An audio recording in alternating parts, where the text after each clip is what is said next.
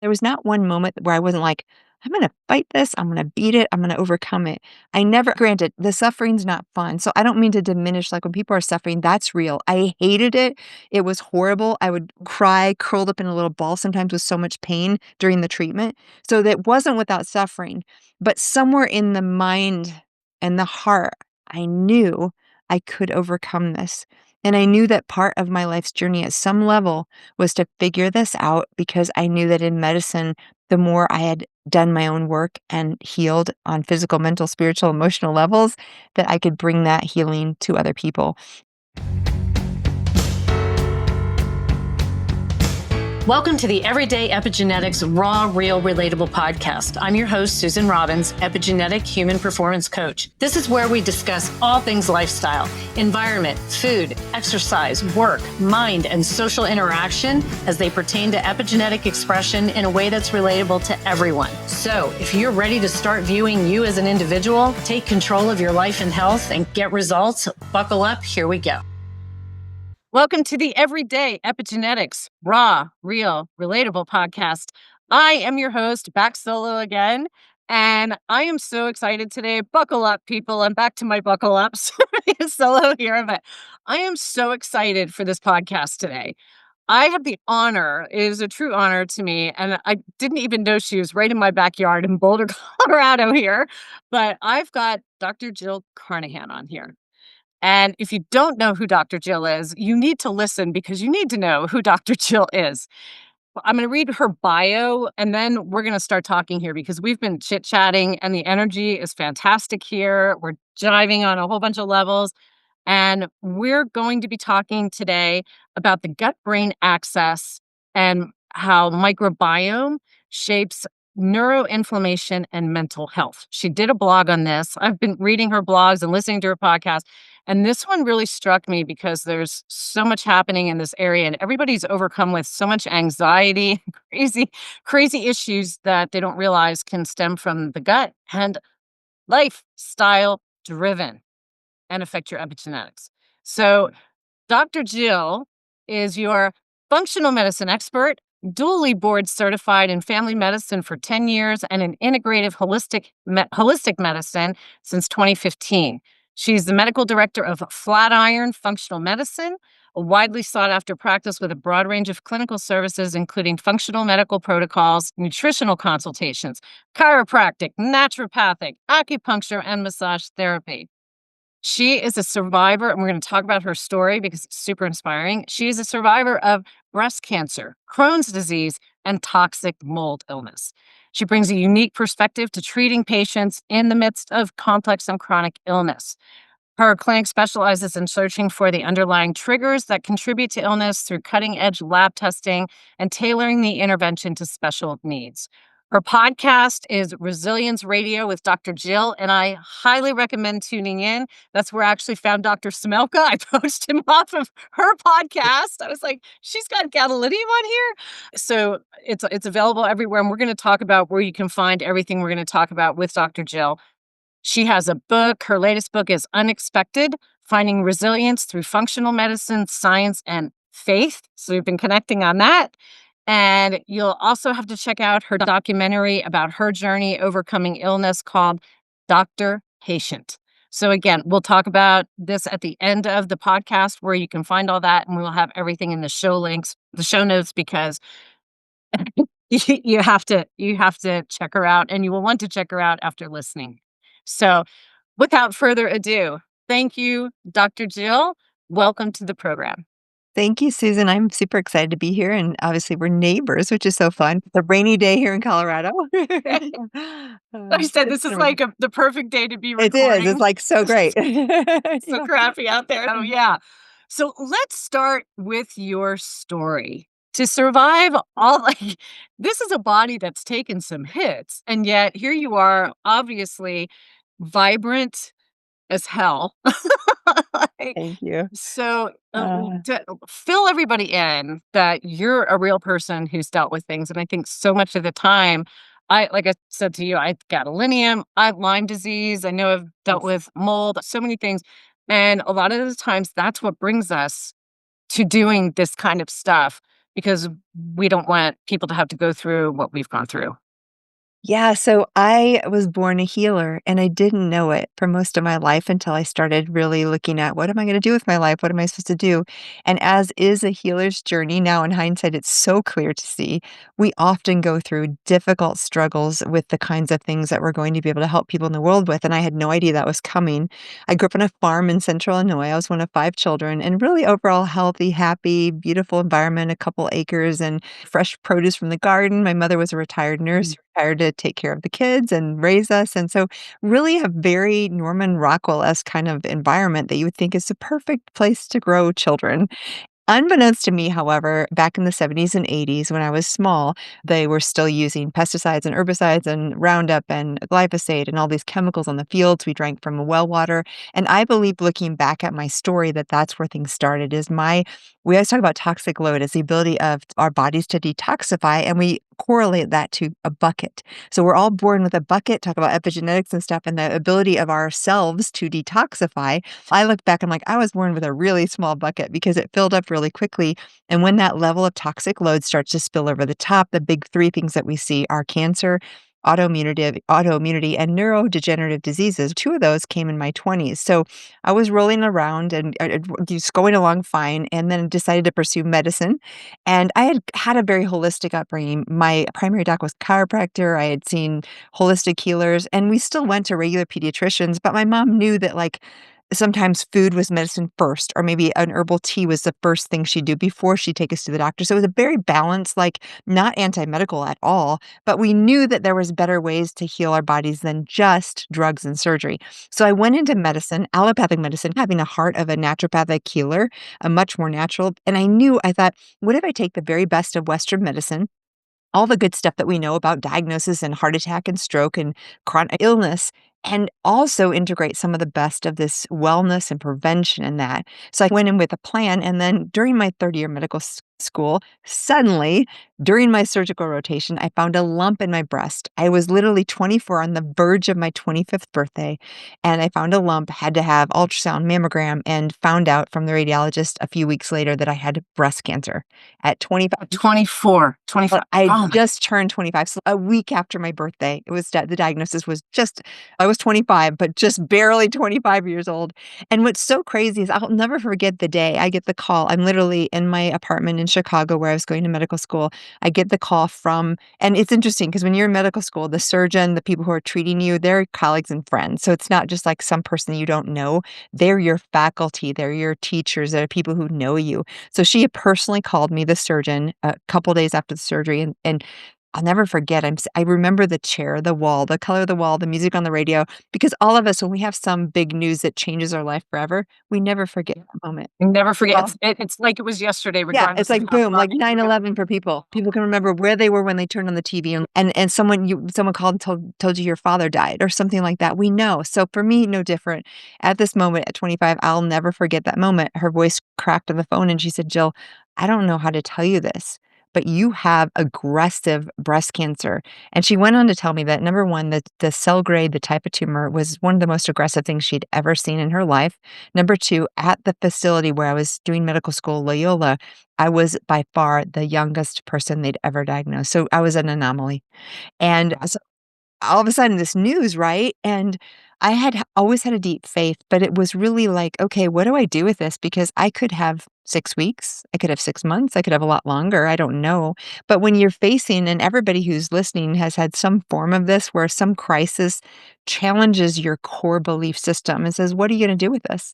And fortunately for me, I call it, some people call it grit, some people call it the kinds of things, faith, whatever, but there's something inside of me that was so, like, almost rebellious and stubborn. I am not freaking gonna let this get me. And then maybe that farm family upbringing, there's something in me, people always ask to do that always happened. There was not one moment where I wasn't like, "I'm gonna fight this, I'm gonna beat it, I'm gonna overcome it." I never granted, the suffering's not fun, so I don't mean to diminish, like, when people are suffering, that's real. I hated it. It was horrible. I would cry, curled up in a little ball, sometimes with so much pain during the treatment. So that wasn't without suffering, but somewhere in the mind and the heart, I knew I could overcome this.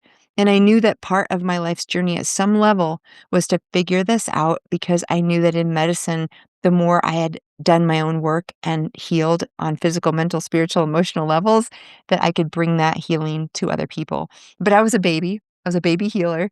So I ended up doing very aggressive 3-drug chemotherapy, multiple surgeries, radiation, like everything they could throw at me. But while I did that, I saw a naturopath. I had prayer and meditation. I had community. I had all the other holistic things that you could possibly have. 9 months later, I come out of the treatment. I was considered in remission, but I'm completely bald, lost all my hair. I was at the lowest weight since I'd been maybe 12 years old. Like I was extremely emaciated. My gut was destroyed from the chemo. I had Oh, can you brain. imagine? I went into premature menopause at 25. So it was From the chemo? from the From chemo. all the treatments? Yeah, so it was brutal on my body, but once again, there's something inside of me that has always been like, I'm going to figure this out. And so I went on and I was like, "Okay, here we go. Let's go back to school." And back then I hadn't learned yet to take care of myself. All I knew was you work hard, you don't complain, you show up, and you don't make excuses. And that went to such an extreme that I was working right after my chemo was done with fevers up to 102 and not telling anyone how sick I was because I thought, I just got through 9 months of medical leave to do this. I can't tell them I'm sick again. And what happened was over this next 6 months, I was diagnosed with Crohn's disease, which was why I had the fevers, and so I got another life-threatening diagnosis within that same year of being 25. Oh my god, that was not a good year for It you. was a really rough year for me. 25 sucked. Yeah. Wow. So Crohn's right on top of that. Now Crohn's being autoimmune, was that, I don't know whether we say caused, or Mm. was that something that had been a result or partial result of some of the treatments and the stress on top of that? Yeah, so this is gonna fit with the work that you do because I put together the story and now it makes perfect sense. I was born with a gene called NOD2. NOD2 is a high-risk gene for celiac, and what happens is if you never have an insult and with autoimmunity, we have a triad. One thing is genetics and epigenetics. One part is environmental triggers, so chemicals, glyphosate, things that create leaky gut, mold, all of those things, and then the third part of that triad is the gut immune interface, which we'll dive into today, and so it's very relevant that we're starting here.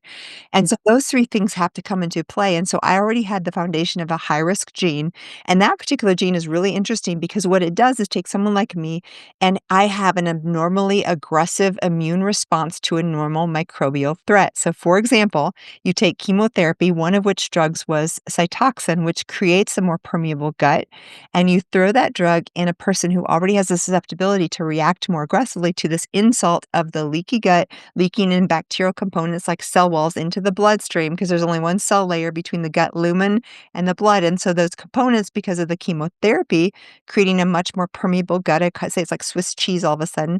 You leak in those components from the gut microbiome, and my immune system was all ready to go like a growling, hungry bear. And that's the NOD result, which resulted in me aggressively immune responding to these bacteria that were leaking in from the chemo. So it's the perfect storm. And then unbeknownst to me, when I was in my teens, I had low stomach acid. I hated meat because I had low zinc. And again, there's this thing that goes along with I've heard you don't like the taste of meat when you don't have enough zinc or you have low stomach acid. So the 10 years prior to my cancer diagnosis, I literally became a vegetarian because I thought, oh, I don't like meat. Now, in hindsight, it wasn't the right diet for me, but all those things preceded. Then we have chemo, creates a leaky gut. Then we have the gene. And then the other thing in the background was I was eating gluten. I'd been a vegetarian, so I was eating processed soy and processed Ugh. and There's the nail, the yeah, final nail nail. in the coffin, and then unbeknownst to me, once again, I had very high risk, like the highest risk celiac gene that you could possibly have, and I was a diet full of no meat, no animal protein, and Ugh. gluten, and it was basically a silent celiac that had not yet manifested, but was part of the picture as well. So when I got the Crohn's, the first thing I asked my gastroenterologist was, "Okay, I know that I have some play in this. What can I do? I don't wanna be on steroids and immune modulating drugs my entire life. I wanna take my ownership of this and do what I can. So I'll do whatever diet I can. What should I do?" And you might know the punchline here. Many people have heard me say this before, but he did not even hesitate. And he said, "Jill, diet has nothing to do with Crohn's disease." Now, this is 20 years ago. And thank goodness, like, there's so many gastroenterologists that will actually say, of course, diet has something to do with these things. It doesn't just cause it. But at that moment, talk about intuition and trusting yourself. That was a moment for me. I'm a peon of a medical student. I didn't even have nutritional training yet. I did not know if that was true or not. But my intuition, my heart, my soul was like, that can't be true. how in the world would diet not have something to do with a gut disorder? And again, we'll talk about that today. So I knew in my What? heart, and yet here this was this highly esteemed gastroenterologist at my medical school that was telling me that diet had nothing to do with it. I had to decide, do I listen to him and relegate my authority to someone who has a perceived authority, or do I listen to my own heart and body and say, wait, what if? And guess what? So I changed my diet. What's the worst that can happen? It's almost hysterical because what it might be a little bit harder and more expensive to buy groceries, but other than that, is there any danger in changing your diet to more healthy foods? It's almost laughable because now we Yes, I'm know, sitting here laughing at right? that. It's hysterical, but the lesson there for your listeners is this. I'm a 26 by that time year old medical student. I did not have the training to prove him wrong, but my heart, my intuition said, this isn't right. So if you're in a doctor's office, you may not know everything. And granted, they're there to help you. But if they're telling you something that does not make sense, it's okay to question. It's okay to go on a dive. And they may be right, they may be wrong, but it's okay when your body is saying, this does not seem right, to question that and to go down your path of healing and to find someone who will help you find the answers. Yes, I love that you said that. I think people wanna have permission Yes. to feel okay Mhm. saying sticking up for themselves Yeah. and being that's why I say, like, when someone works with me, I say, "I'm teaching you because I'm not a practitioner, so I don't diagnose, treat, or cure. I work with Yeah, practitioners, yeah. but my job, I feel, is to help people get comfortable Mhm. to understand how their body works so that they can contribute with the Yeah, doctor and not go in blindly when something yeah. doesn't feel right, like you said. And so I love that everybody listening, here's permission from a doctor giving Yes, you the yes, advice to it's okay to yes. question. I And think let me it's tell you from a doctor's yeah, perspective, the biggest lessons I've learned is patients that have come in. Because first of all, I say, "I am your guide. I am not here to dictate what you do. You tell me the place on the map you wanna go. I'll help you get the train, get the plane, get the way there, get the path, help you guide you and teach you." But it's us together, and because of that, what I was gonna say is some of the biggest lessons and biggest most profound insights I have learned have been from patients. I'll impatience. listen to what they're saying, and I'll say, "Huh, that doesn't make sense in traditional, but they're yeah, I believe you, and so I'm gonna help you figure out what's going on." And I can't tell you the number of times when I've had massive epiphanies by just listening and saying, "Huh, that doesn't make sense, does it? But let's figure this out together." And then we try to figure out why that's happening. And we're like, "Oh my goodness, this is a new pathway, this is a new thing." And if we are not curious and remain lifelong curious, if curiosity and kindness aren't the top qualities, you probably wanna Oh, find someone new, right? Yeah. yeah, yeah. And I think people a lot of the time feel dismissed when they're at the doctor. They feel they're being talked down to, that it's their way or the highway. And like you said, I'll hear people say things. I'm going, that doesn't it doesn't make sense with the training I've had, Yeah, but this could maybe this is expressing this way right. or this is happening. And let's dive deeper and find out, is this the Mhm. case? Yeah, And I think that's just such an important piece because again, we're all so different. yeah, yeah. And so the maybe the majority, 99% of the people don't react to something, but you do. Mm, When they say, "I've never had anybody," and I have this just happened to me with somebody where they said, "I reacted to this," and I said, "That's so weird because it was NAC." yeah, I'd never had anybody react to NAC specifically in a negative way. It's well tolerated, and I said, "If I tolerate it," there's a lot of things I don't tolerate, yeah. but she legitimately did, and it came from a place of the CBS gene. I was just So gonna say the CVS produces too much taurine and cysteine so often they won't tolerate that excessive NAC. I totally yeah, get you, yes. yeah. So that's what it was, and Wow. again, that was my first one that had reacted in Yeah, that way. So, you have to look at people as an individual, and I think too many doctors out there don't. It's all, "Here's my standard protocol. yeah. So if you test for this or you're experiencing this, this is how we treat," regardless of listening to the patient. And instead And of if you don't fit in the box, you're wrong, it should be, if you don't fit in the box, let's figure out what's going on. there's a reason this is Mhm, happening. What could it mhm, be? Is it coming from something else? Here's another gene. mhm. And I think that's another disservice when people do some of these genetic reports that are just like 5 or 6 SNPs or Yep, just like the same small group that's regurgitated yep, over and over. You don't get a full picture of these propensities because so many of them piggyback on each other. Like even yeah, some of the celiac genes that was a yeah, HLA that one's more impactful when Mhm. it's with the other one. If you Yeah. have the one, not so bad. So I think that it's just a hugely massively important to be able to speak for yourself. And I think the more you can learn, like by listening to people like you, listening to the good podcasts with reputable things on here, Yeah. and then dive deeper on your own too. Don't diagnose yourself with ChatGPT.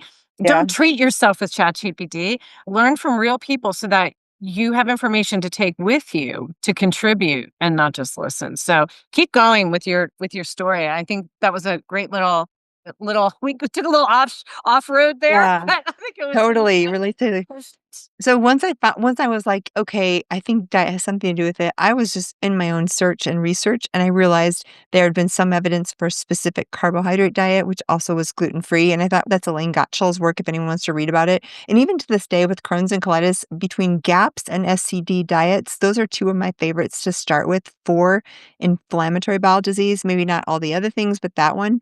So I was like, "I have nothing to lose." I started the diet, and within 2 weeks, no more fevers, no more pain, no more bleeding. wow. Now, I wasn't cured in 2 weeks, but I had enough of a very profound shift in symptoms that I was like, diet has everything to do with it. And I can honestly tell you, I didn't have steroids. I think in the very beginning, I needed an antibiotic for an abscess. And other than that, I've never been on immune modulating drugs, which he said, you're going to have this lifelong. You're going to need immune modulating drugs. You'll probably need multiple doses of steroids. And at some point, you'll probably have part of your bowel removed. None of that's true. I do not have Crohn's anymore. I've never been on steroids. I've never been on immune modulating drugs, and I have not had any part of my bowel removed. And so through working through the microbiome, and it took several years to really get a handle on that inflammation. And the way I work now is obviously individualized, but I'm looking for underlying SIBO, SIFO infections, parasitic issues, barrier issues, microbiome issues. So I'm looking at all of that stuff and then genetics like you're looking at and saying, how does this play into it? What risks do you have? And I take everyone from people who've just been diagnosed with no immune modulating drugs to people who've been on immune modulating drugs for years and still want to go to root cause. But for me, it was so obvious. And over the following several years, I pretty much completely, and whether you call it remission or cure, I have no signs or symptoms or markers of Crohn's. I consider it a cure. I just don't have it anymore. Wow. That is such a debilitating disease. Like you said, I had a friend who had part of her colon removed because of Crohn's. So to have no marker left, Yeah. yeah. Could that also be some faith involved there? I think Yes. there's Yeah. Multiple levels. so many components. Exactly. That's a miracle. So Yeah. I think For there's sure. yeah, so many. But the lifestyle is such a key. And any expert that I've had on over the last year and a half plus of doing this podcast, even the cancer people, everything comes down to lifestyle. Every decision that we make, what we're putting in our mouth, when we're going to sleep, the Yeah. type of exercise we're doing, and when, all of these things make a difference, whether you have genetic propensities or not, Yeah. in how things are going to happen with your body. Yeah, and I think to my credit, maybe one of the things that helped, and I think some people really struggle with this and some people not so much, is I am pretty regimented with my health. So you give me a rule and I follow it. I don't do gluten, I don't smoke, I don't, and those are just not, I don't even take any mental energy because they're just a rule. And in the beginning, my diet was very strict. I would say more like autoimmune paleo after the SCD kind Mhm. of initially. So in that realm for 20 plus years, I've been pretty much grain free, gluten free, for sure gluten free, but like mostly paleo. What's great is as my gut's healed, even in the last 5 years since mold, which is a whole 'nother story, I feel like I can eat quinoa once in a while, I don't eat a lot of grains, but I'm not as strict as I used to be. In fact, for the first time in 20 some years, I had a little tiny bit of Parmesan cheese the other day, and I'm like, "I did okay." But that's Oh something wow. that took the time to really get my gut to such a great place to where once in a while, a little thing like that is not gonna take me offline, but I'm still incredibly careful. Like, it's just part of my life to eat and clean. My water's filtered, my air is filtered, my diet is perfectly clean, and it's not some people feel, like, restricted. I love Gretchen Rubin's work because she talks about abstainers and moderators. Abstainers are just black and white, give me a rule and I'll follow it, and that actually takes less decision power than the moderators. I need 1 day a week where I cheat. And I work with both. I love figuring out with my clients and patients of what are you? Because if you're a moderator, I need to give you a little leeway that's going to be safe. And if you're an abstainer, just rules, rules, rules. And I'm a rule follower. So for me, that was easier. And because of that, I think people sometimes are like, oh my gosh, that's so hard. First of all, it's not hard. Your health is so worth it. But second of all, for me, those rules actually just make it so easy because I never use any mental energy on, am I going to have bread at the table? No, it doesn't even matter. I don't miss it. Yeah, I don't either. And it's funny, like I said, I went through a lot of health struggles as well.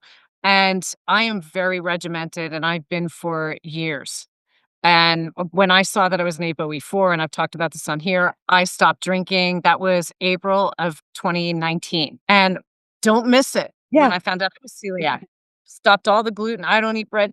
Don't miss it. Yeah. I have recipes if I want. There's a great almond flour bread. I found I was allergic to eggs, so everything's Yeah, me egg too. free. So I was at the AIP as well for Yeah. a long time, and I really started to see how much a difference that made. And I said, my little quote is, "Nothing tastes as good as feeling good does." Oh, so true. That's the thing. I have such a high level of what I wanna feel when I get out of bed. Like, I know how it feels to amazing, and I have 0 tolerance for even the tiniest headache or ache in my body, and I know Yeah. now exactly what to do when anything happens like that, but for me, sleep, critical. Oh, critical. Peace of mind, critical. Time in nature, prayer, meditate, like, all those things, they're non-negotiable, right? Yeah, yeah, yeah, and having that routine now, I am genetically, with that pH 360 profile, I'm what's called an activator. I told you, adrenaline, testosterone, Yeah. we're the rule breakers, right? Which Oh, is I think that's I have to do this with you because I bet you, that sounds exactly like me. I rules are other people, right? yeah, I don't Uh-huh. non-structured, like, Yeah. it took me 10 years to have a business plan. Yeah, even, like, the podcast, I'm like, wherever you wanna go, I'll go. I don't need a structure. I'm structure, whatever. So I love it. I have people email me, say, "Do you have a list of questions?" I go, "Oh, no." Oh, it's just Me neither. I'm like, "No, are you that's kidding me? No, I'm just really with that person. I'm just curious." yeah, it's just some spontaneous Yeah. conversation. Like I said to Uh-huh. you, we're 2 friends just sitting here Yeah, having a chat. It's exactly. just, Zoom happens to be running. And, yeah, so I have been that rule breaker, but I need s because of that, I need structure. And it's funny, I didn't tell you, I'm a retired cop. I started in Wow, yeah, amazing. so here Uh-huh. I was, like, anti-structure, but yet I had to You work were with in the structure reg all the time. yeah, wow. Now I say, having been having my own business for 10 years, I could never go back to a job like that where I Yeah, had to be there every day at this yeah. time and put in for time off. Uh-huh. I Like, did Vans. much, but Wow. when it comes to my body and like you, now I now wake up first thing in meditation and prayer before the phone goes on. It's that first, and Yeah, that's the last thing I do at the end of the night. Has brings like you want to talk about resiliency in the body. I had gone so long with issues with sleep due to a back issue, yeah. and all of a sudden I woke up one morning and it was gone after I started this practice. And I said, after Yeah, 8 months, this is really strange. And you bring this piece in, but I think the beautiful part is when you have that structure and it's not, like you said, it's not a restrictive thing. yeah, I just put all my food, I food prep on Sundays, and then I put it all into containers or baggies into the yep, freezer. I yep, separate it all. I love it. did that before I came on with you. I'm set for the week. I Yeah, don't have to think. Eating all the good stuff yeah, so that I have this energy to do what I wanna yeah. do every day. You can't put a price on that I could not agree more. I could to not feel that way. You uh-huh, wanna wake up feeling good, yeah, and when you don't, it's just not worth it. yeah. Yeah, I'm in the same place as you when it comes to that, and I eat great. I don't miss Yeah, me neither. I get any amazing foods. Yeah. amazing food, Yeah. and you look at people eating, like, the standard American diet, the SAD, and we wonder why we call it SAD. Yeah. Um, their energy's low, their mental Yeah, yeah. ability is just lessened, and they're sluggish, And even and your they're just skin is glowing. the skin totally Yeah, changes. That's what you probably see the same thing when you're working with your patients. yeah, I see people every 2 weeks typically when I'm working with them, and I just saw one yesterday to do her DNA. We started her on the pH 360, then yesterday was for the DNA review, and she showed up, and I just said, "Your skin And Yeah. she had been doing vegetarian thinking it was healthy. Uh-huh. And everything in her DNA was like, you need some protein. Yeah. You Mhm. need some actual protein here. And so she's been doing salmon, which is fantastic. Yeah. And that came up big on her profile, lots of salmon antioxidants. And her skin, she said, even, and she's in her 40s, and she said, even my parents Yeah. said, I look different. Too There's much, a really. glow. Yeah. There's a Mhm. glow that I think it comes from the inside Mm. to the outside. And one of the first places you'll see it is the skin. Yeah, for sure. Eyes, all of it. Even dental, you'll see Yeah. gum changes that people don't think about. It's fascinating. So, was there anything else you wanna add to your story before we start getting into the gut microbiome a little bit more? Because there's a couple of quotes that you had there with that gut Yeah, we can dive into microbiome. the gut. I did encounter we'll just make this really short because I was doing great after the Crohn's and the cancer, and then in my 30s, I'm in Boulder, and I came across mold in my office, got really sick from mold, and that as we talk about the gut, I'll weave that into there, but once again, then had to figure out to save my life how to get out of mold and figure that out, and I think that's one of the things a lot of people don't know is in their environment or their home or whatever, and it can really affect them too, but yeah. I interviewed Jason Earl last year, dot mold guy, Jason. And I think one of the most profound quotes I remember from him, because we were on for so long, we had to break it into two parts. So it wouldn't be so long at one time. And he said, your home is an extension of your immune system. Yeah. Yeah, that's very true. And I just loved that because we're sitting in, when I work Mhm. from home, Yeah. I don't have an office. You were living it in your office and you're spending Mhm. most of your time there. Yeah. I'm here and you're going, what Mhm. could be feeding my immune system things that are going to make my toxin bucket start to Mhm. overflow? And so that's why we want to keep the immune system, all of our detox systems, optimal, because that bucket, you can't control everything. Eh But the more aware you can yeah. become, and I just tell people, don't panic, just control what you can. Yeah, and I always Because say, let's keep it simple because this can be over when we talk about toxic load, people get freaked out, and me included, because it's all over. But if you just think about clean air, clean water, clean food, and that's doable. If it's still maybe an air filter in your bedroom, or you wanna get a water filter, a whole house, or a pitcher in your fridge, or there's ways to do it that are affordable, but everybody has access to small changes that create clean air, clean water, and clean food. I love it. And I think just even one step, do one Mhm. thing Yeah, yeah. is going to make a difference in that bucket load. Okay, so when I was looking at this blog you had done, and again, I'm looking for all of them, and I'm going. You had one on the yeast connection with fungal microbes. I'm going, oh, I've had systemic yeast. This Mm, I would love that. And then but this gut brain access again. How the microbiome shapes this, and then you had talked about fiber, and so many people are pro carnivore right now, and I'm seeing so not good things yes. with these very extreme diets, someone eating nothing but meat and butter, like Mhm. literally nothing but Yeah, meat and butter. And they wonder why. And they say, "Well, I've been doing this for a long time." And but you're here. So yeah, yeah. there's obviously, and there's labs that are showing it's Mhm, not ideal for you. I don't care what influencer or what mm. doctor says Yeah. this is great. It's not right for you.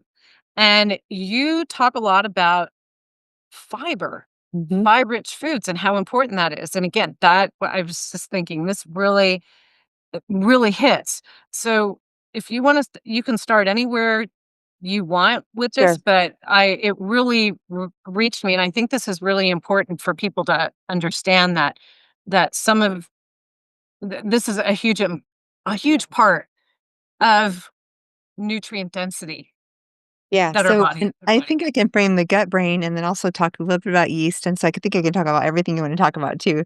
So this should be great. First of all, the one thing I've taught onto the gut to other doctors on gut immune, gut brain, all of these things for at least 20 years, because my Crohn's was one of my specialties.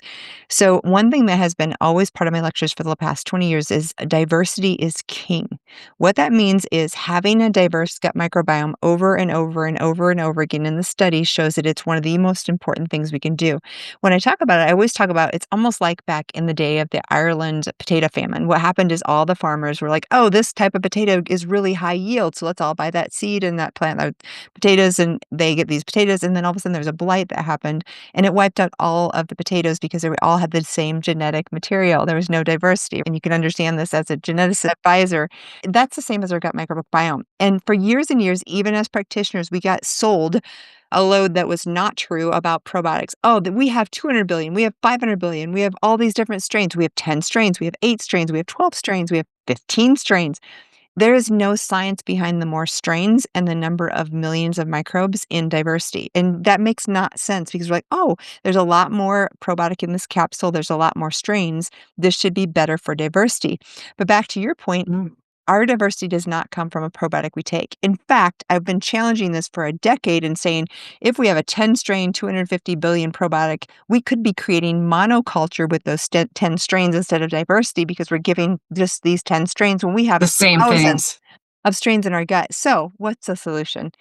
Food is the solution, and fiber is the thing that feeds the gut microbiome. Fiber feeds the short chain fatty acids, which are what protect you, heal a leaky gut, even produce GLP-1 naturally, which we produce that naturally in our bodies.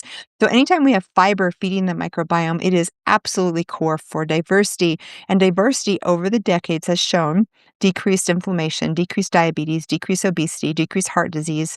All of the things that we want, even optimal body composition, come from a healthy, diverse microbiome. So this loops back to your comment about carnivore and all these diets, even a low FODMAP diet, which is used to treat SIBO. All of these diets by nature eliminate the carbohydrate sources that the microbiome feeds on. Now, if you have bacterial overgrowth, if you have fungal overgrowth, which are epidemic proportions, this is called SIBO and SIFO. And you and I both know a lot about SIFO, which is the fungal overgrowth. I suffered from that with my Crohn's, and it sounds like you've had a history at some point with it as well, Oof. right? So when you take out all the Miserable. carbohydrate sources for fungal overgrowth, bacterial overgrowth, and your normal microbiome, you're going to starve them. And that's great for the dysbiosis, the overgrowth. In fact, one of the number one most evidence-based ways to treat SIBO is an elemental diet, which eliminates all multi-chain sugars and carbs that would feed that microbiome. So it works. It works really well. It works better than the drugs and the herbs. It However, does. yeah, so these things are absolutely appropriate for a time. And for example, say I have a patient with SIBO, I treat them with herbs or with medication. I usually have them on a low FODMAP diet for 4 to 6 months because I want to maintain remission of that SIBO. But then after that, I need to increase diversity. I need to increase prebiotics and prebiotic fibers, inulin, fructooligosaccharides, galactosaccharides, and all the types of fiber we eat, Jerusalem artichoke and asparagus and garlic and onion and leeks and all All the these good stuff, Dr. Jill. absolutely critical for that diversity, which we started out by saying is there's almost nothing more science-based, even gut-brain connection, than having the diversity, and it doesn't come from a probiotic. Now, what I will say is there's been some evidence since that time that show that spore probiotics can help to increase diversity. And now, new on the market only in the past couple years is a guy called Akkermansia and I've heard like that. that used to be diverse. We still are. Those are so for example, if you do a stool test on someone and they have no Akkermansia, they're very likely just by that marker alone to have low diversity because Akkermansia levels are so associated with diversity. So back to the carnivore. For a time, people feel better because you're eliminating the sources for that excessively overgrown microbiome. It goes down, you feel better, and you don't have this inflammation. Now, I have another theory. I told you I was paleo for a while and it's super popular, which is a grain-free diet, legume-free. And what I see if you look at at least the US food supply, the most highly contaminated crops in the US for mycotoxins and mold is grains. And I believe part of our paleo love affair is because we're eliminating a huge source of mold and mycotoxins in the food. That's just one of the things. So for back to your original thing, so diversity is king. Probiotics don't do it. You have to get it from real food. Temporarily, you could be carnivore, you could be keto, you can be AIP, which I think you can get enough fiber in that diet, or you can be low FODMAP. But if you are long-term stuck on that diet, that's a problem because you will long-term decrease diversity. You must refeed that gut microbiome. Absolutely. And then we have, if we look at any part of genetics here, there's the FUT2 genes. And this is under my B12 or my vitamin B panel. And so someone who is a non-secretor, you have secretors and non-secretors. And the non-secretor tends to absorb B12 better, but their gut microbiome there's a lot of the times issues there, and they're gonna Yeah. be more prone to some of those things. Where the secretor, and I'm a secretor, we have a little bit less ability with the absorption of the B12, but tend to have better microbiome diversity. Mhm. And the interesting thing is, and I meant to touch on this a bit back, but same as you, I couldn't eat hardly anything. My gut was such a mess. And I have been able to also bring back some grain, and I don't do much grains, but I had a oat bran this Yeah. morning, gluten-free oat bran, or some 100% wild rice, things like that, without any type of reaction, any issues. And again, then you start to see like your gut is capable. This Yeah. body is so capable of healing with the right things. And also, what keeps coming up is nutrient density. And I Mhm. think so often we just see these macros, protein, fats, and carbs. And people are just going, I'm the anti macro here. People are just searching for a number and Mhm. they're grabbing a cheese stick before Yeah. bedtime because they haven't hit their protein. And you're saying, but what does this body actually need? I Nutrient density love that you're wise. saying that too, because I think that we need protein. Most women are not getting a protein, but if you're going to some protein bar that's just, and honestly, like pea It's a protein and candy bar. yes, exactly. It's exactly. I could not agree more. I'm like, eat real food. Yes, Eat get real. protein, but you gotta eat real food, not these Yeah. bars and snacks and packaged products. We want simple and the best diets, just like your preparation that you described before. You make it so that it's easy, but it's going to involve time to eat real food, to go to the market, to cut up the vegetables, to create whatever you need to create for meals and easily accessible. We want easy convenience and we sacrifice our bodies at the altar of convenience. Absolutely. But you think about it, Dr. Jill, with that time, so it took me an hour and a half yesterday, and that includes cleanup. And I made 3 dishes Mhm. and a couple small things that I just keep around, like more Yeah, snack things, because I'm one that needs to eat a little more often. But it took me an hour and a half. It took me, what, 20 minutes at the store because I write down what I want and I go get it and I'm done. What else would I be doing with that time? Watching Netflix, right, right? Now, right. I empathize and I do this because I love, don't come between me and my bone-in, skin-on chicken thighs, right? Uh-huh. There you go. So I'll get a big package of those, put them on a cookie sheet, and stick them in the oven while I'm doing other things. Yeah, yeah, And then you go back to them. You could do that with sweet potato, roast yeah. vegetables. You get them already cut up. Mhm. And that's why I try to work with people that you can find. There's so many ways that are convenient in the Yeah, grocery store now. yeah. But I came around yesterday, put a new McDonald's in across the street. We Oh don't my. have a Cava up here yet, but they put Uh-huh. a damn McDonald's in. Oh my And goodness. and yet here's a line, like 2 lines all the way around. Oh my How god. much time are you sitting there wasting for one meal of crap Yeah, when you could go to Sprouts and get an unflavored organic rotisserie chicken yeah, exactly. and some already done salad or And it right? makes 3 meals instead of 1 too. I get 4 out of it, sister. Yeah, yeah, yeah. 4 Totally, and then some totally. if it's just Mhm. me. Yeah, But all of these things is what I try to let people know is you can get this diversity.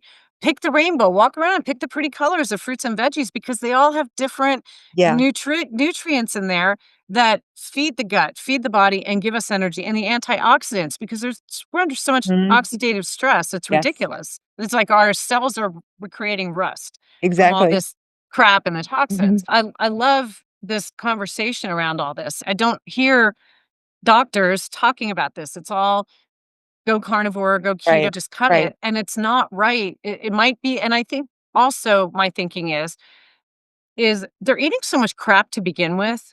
Mhm. All the bread, the pastas, the cereal, like some of these worst things. So when you initially go onto something keto and you drop that processed and you Yeah, drop the yeah, of pesticides, the course, you're gonna glyphosate, get yeah, you're gonna yeah, get feel some better. results right there. Mhm, But in the long term, I see people start to go the other way. mhm. And not only do you see things like viscosity of the cell and then the glucose levels start to go up, insulin resistance starts to happen. They're going, but I'm not eating any sugar. Yeah. And then you see there's anxiety starting to develop.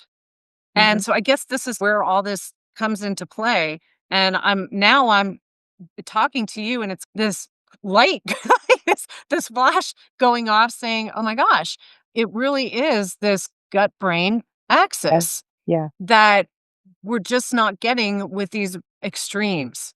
that are no fiber, no nothing, and not feeding this. So it's just, it's, to me, it's making a ton of sense. And I'm guessing the listeners at this time are probably having a lot of the same aha moments.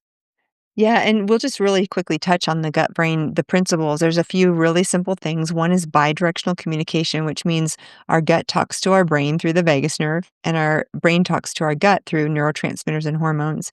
And there's bidirectional communication, and our gut is a source of neurotransmitters as well. So things like serotonin, norepinephrine, adrenaline, dopamine, et cetera, oxytocin, and all of those can be bidirectional communication from gut to brain. And the vagus nerve is like the highway. So our vagus nerve has a big impact brain to gut and also gut back to brain. Neuroinflammatory regulation is another principle, and this would be like your BDNF and your brain-derived neurotrophic growth factor and things where a lot of times the microbial components or products are producing or protecting the brain. So again, if you have, for example, for me, post-chemo, massively permeable gut, undiagnosed celiac disease, very significant SIBO and SIFO, all of those microbial products and their toxic waste, all of the issues from the gluten that was creating immune inflammation were all affecting my brain fog, fatigue, all those things. And so that's how the gut, through permeability, can affect the systemic circulation, which absolutely crosses into the blood brain barrier and affects the brain. And then I mentioned this before, but short chain fatty acids are so powerful, and we only get them through fermentation in the colon, where the majority of the microbes reside, through fibrous products like plants. So I always say it's funny because I was a vegetarian 10 years. It wasn't the right diet for me. And I still work with a few vegetarians, but they don't always tend to be the healthiest unless they're very Yeah. deliberate. So I'm actually a fan for most people for animal protein. And to some extent, maybe people only do fish and eggs and out with wherever they are. But I feel like it's much harder for us to assimilate plant protein alone. And for most of us, our guts aren't meant to work like that. So most of us do better with some animal protein and again, clean sourced and all that. But that's a big deal because at the root, you mentioned it earlier, of all, whether you take Mediterranean or the blue zones or any of these diets that are popular, if they have science behind them, the majority of them come down to plants, diversity of plants, and plant based. Again, you can still have meat, but plant based as a core. Second, they all have fiber and they have good fiber and they have 30, 40 grams or more of fiber per day. And you name it, whether it's Japan or China or US or Europe or any of these places, blue zones in Italy or Greece or any of these places, it almost all, they're very different diets, but fiber, diversity, and plants are a core component that I think goes across all of those. And those allow your colonic mucosa and microbiome to produce short chain fatty acids, which, like I said, if you want GLP-1 naturally, you got to have short chain fatty acids like butyric acid, which butyric, it sounds like butter. Butter is a source of that. But again, your microbes make this. You don't need to eat butter to get it. You can just get some on the side. And then the impact of our microbiome on mood. I have been doing this 20 plus years, and what I've seen now, I've treated bipolar, schizophrenia, depression, anxiety, and every mood disorder, insomnia in between. And I would say 80% of them have a profound connection to the gut microbiome. And Oh. I really believe, yes, there's genetic, we know MOA and DAO and all these different. Yep, MTHFR, all of these, all these right? things. So, yes, people do have other predispositions, and there's family histories, and there's addiction histories, and all these things do correlate with genetics. However, I really believe at the core that most, if not all, mood disorders can be treatable, which means they're not organic, unchangeable things because they have to do with inflammation. If you pull up PubMed, IL-6 and depression, you're going to find thousands of studies that link cytokines to depression, cortisol and depression, anxiety. And so what we know is hormones and neurotransmitters have a big effect on the brain, on the mood, on the cognition, and the gut microbiome is a major source and highway for those communications. Yeah, absolutely. And when you look at, again, even if you, so my one little pet peeve, people saying I'm diagnosed with MTHFR. It's not a stinking diagnosis. You Right. have a variant in a gene, but it doesn't mean that it's expressing fully. I'm compound heterozygous, Mhm. horrible methylator. And ran into, and I saw her on your podcast. And I want to get her on mine, Dr. Ann Shippey. Yeah. Ran into her at Paleo FX back in 2019. And I said, can I talk to you? I need some help. And she was fantastic. And she said, I'm looking right at you and you don't methylate.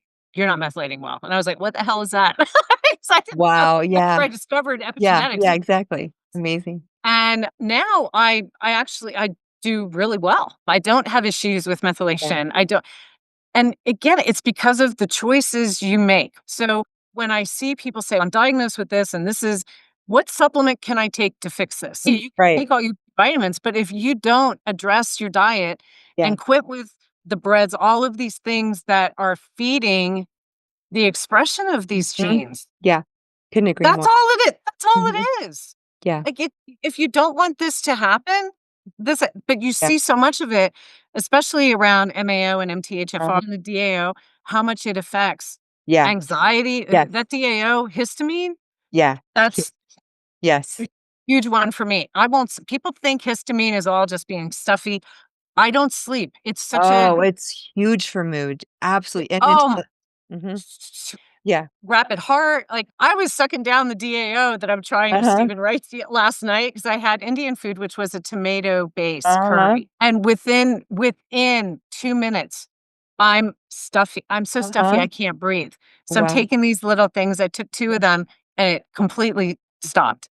But that's and I knew I wouldn't sleep, so I took another one before bed, Mm. and I slept like a baby. But usually it's something that'll keep me up, and people don't realize that all of these things can Yeah. affect the brain so much. So if you So can't much. sleep, what are you eating? Look first, what are you eating before bed? What are you eating throughout the day? Oh, true, and Can't interesting you blame it on mentioned that. genetics. Right, because back with the whole Crohn's and I obviously went SCD in that, but when I look back at Mhm. the stuff that I did intuitively, I was like, I don't do well with bone broth, I don't do well with vinegars, I don't do well with cheeses, I don't do well with any sort of meat that's not fresh.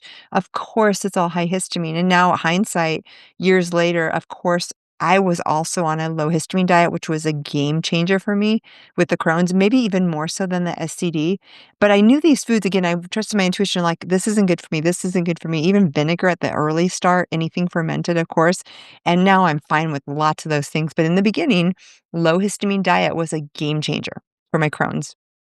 So tell me, talk about this a bit then, because I saw in the article you're talking about the fermented foods, kimchi, and I see this on a lot of my people's profiles.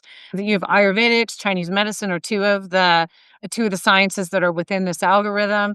And so they're promoting a lot of these things. Goat milk yogurt. I can eat those once in a while. And a lot of but again, the vinegar, right? So Yeah, you actually got past this.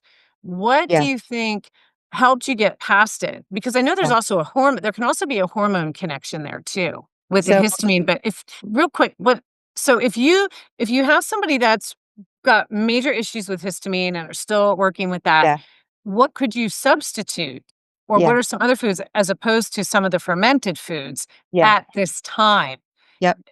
to where Okay, you can right. get it under control? So first of all, how we understand histamine, this helps people understand where it comes from. It's amine, which is from proteins that is broken down. So any high histamine food that you look at is going to be fermented, which is a process of breaking down the proteins. And it usually involves a protein like cheese or meat or vinegars or those. So often it's revolving around an amine, amine, that is broken down. So aged meats and cheeses, stored, smoked, any sort of meat that's like Smoked. not fresh, even leftovers can be in this category. And then cheeses, of course, that are fermented or aged, and anything that is fermented like a kimchi or a sauerkraut or a vinegar product, pickles, or you name anything in a bottled jar that's fermented, pickled, or aged or saved. Those are all going to be probably high histamine. If you think about histamine, you've got the genetics of breakdown, which can be very impaired, and probably both you and I.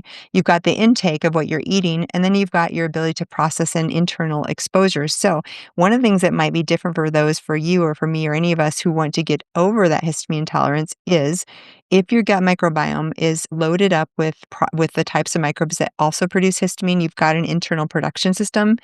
Yeast is like that. Enterococcus, SIBO organisms, Lactobacillus casei, which is a probiotic some people take.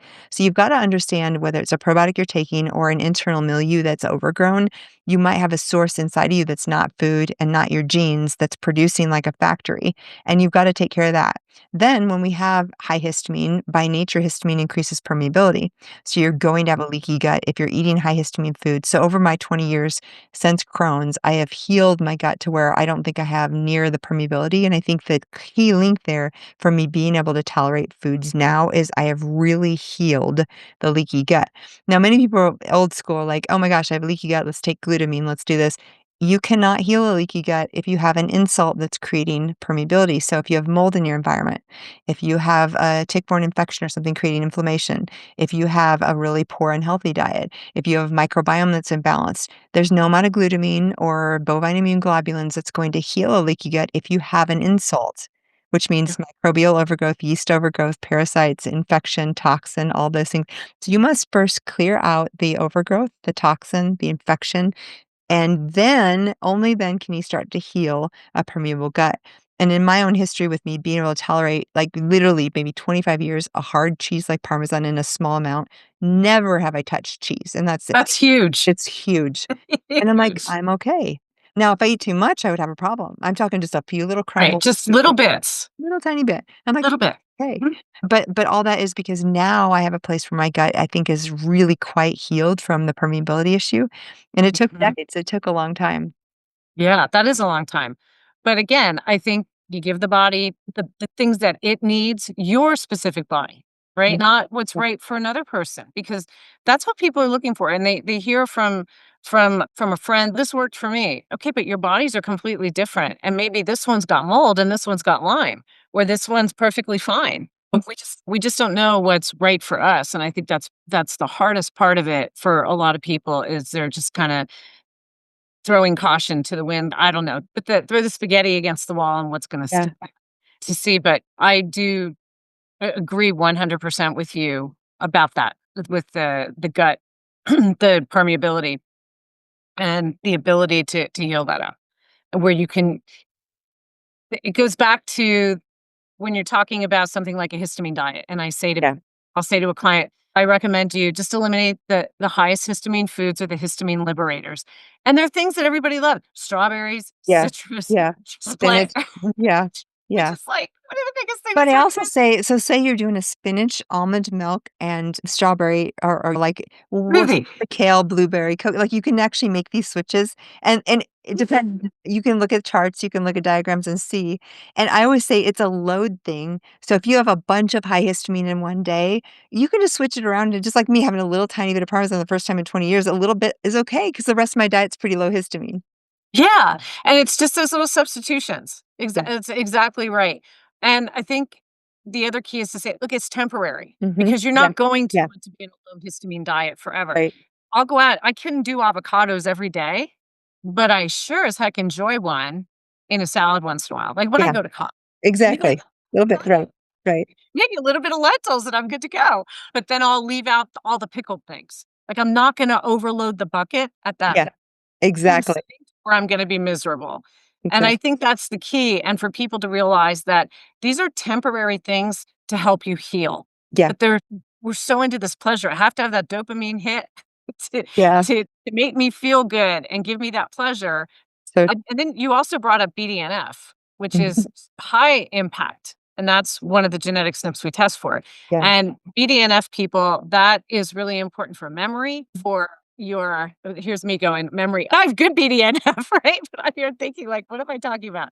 But memory, spatial awareness, executive function, and you'll have some people that have genetically good BDNF, and then you have others that are already compromised. And that Yes. was my client yesterday, and she experiences a lot of cognitive issues, and that I think are probably around that.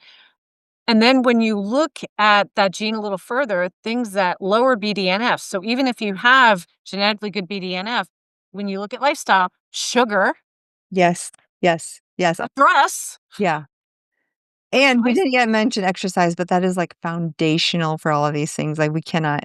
Oh my God, Yeah. Oh my movement. god, my yeah. Yeah, and I'm sorry, I have to disagree with Dr. Gabrielle Lyons, but walking is exercise. Yeah, I could not agree more. I 100%. I I think that Especially was the the word. pace. I do 14-minute miles on my walks, which is the That's way what I to be. do. My trainer a couple years ago was like, "Jill, you're walking as fast as some people run. This is definitely exercise." Now that's slow, Yeah, it's fast walk. And exactly. fast walk, yeah. Uh, Yeah, I think that's a huge even with, like, your FTO gene, the mm, high impact obesity yeah, gene. Exercise impacts that in a yeah, positive way 80%. yeah. And a lot of people are bigger. I have one variant there, and I was a fat kid. I was overweight. I struggled with weight a lot during my life, but I grew up in Jersey, Dr. Jill. Uh-huh.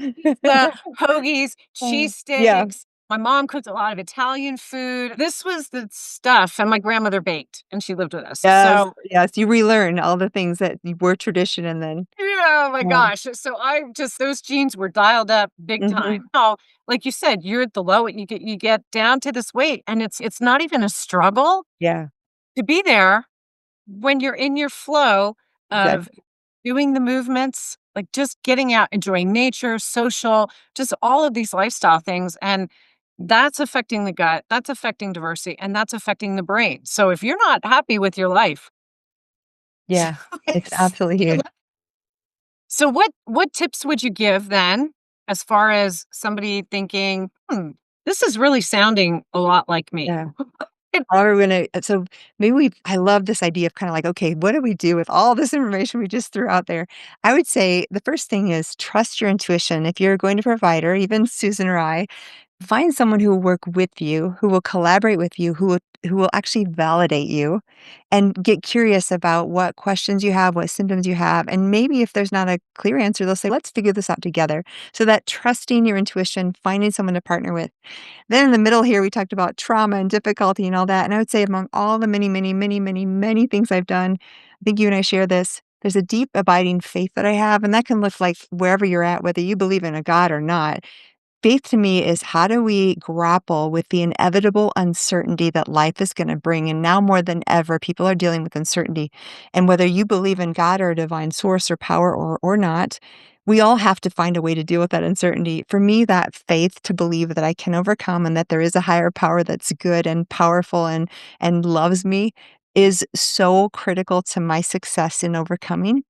And then we talked about how can we simplify, like, how can we really look at our environment? And probably one of the biggest takeaways today is clean air, clean water, clean food. Start where you're at. And then we could say clean mind, clean body, clean thoughts, and processes that work for you. You don't have to use what Susan and I do, but you can pick something that works for you.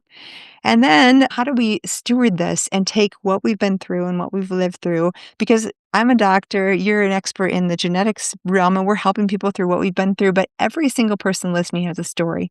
And I think it's time for us to start in our, whether you are a teacher, a housewife, a doctor, a accountant, or any number of other million things I forgot to mention, you have a sphere of influence and your story matters. And I love telling that because I'm not unique. I have a story, but I'm not unique. Everybody has a story. And as we start to tell that story and be authentically in the world with that information that we've been given, we start to use that suffering and difficulty to help and bless others. And there's no greater joy. And then all of a sudden, that suffering, that difficulty has meaning and purpose and it matters. That's probably one of the most beautiful endings to any of these podcasts that I've done. Oh, thank And over 70 now, and that's probably some of the best advice and some of the most beautiful words that I've heard. So, you. thank you. Before you run, tell people where they can find you. We'll have it all in the show notes, but for the listening people, Sure. tell tell them where And they can thank find you all your for the stuff. work that you're doing. I've had so much fun, and I love being here with you, and we'll have to be in person soon since we're I new. I love that. I love that. So yeah, almost everything I've done is on my website. So podcasts, blogs, free resources, tons and tons and tons, all free at my name, Jill Carnahan, JILLCARNAHAN.com. Of course, it'll be in the notes. And then, as you mentioned, I have a documentary which is now on Amazon Prime and free on YouTube and Tubi with commercials. So check that out. I've heard from people that it's really impactful because you're watching the story, you're watching the overcoming and some of the stories of my patients, and it's just at drpatientmovie.com. I'm excited to watch it. I have not yet watched it. That's gonna be my Netflix or my Great. Amazon binge this week for sure.